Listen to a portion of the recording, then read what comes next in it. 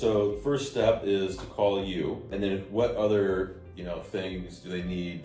Other contractors, architects, what else is needed for them to?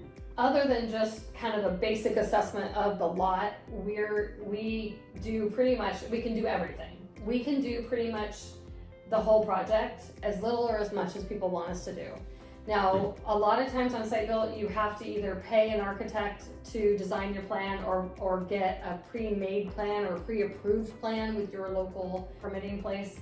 We do that for you, so you don't have to do any of that. And then they're not pre-approved necessarily, but they are done for you. So there's no additional cost of the architect to do that.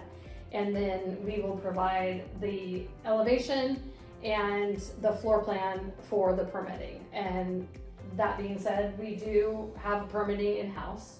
Okay. For most ADU projects, we do have permitting partners that we can work with if it's more complicated than what we can do. But we do permitting, so we do it from permitting to finish if you want us to.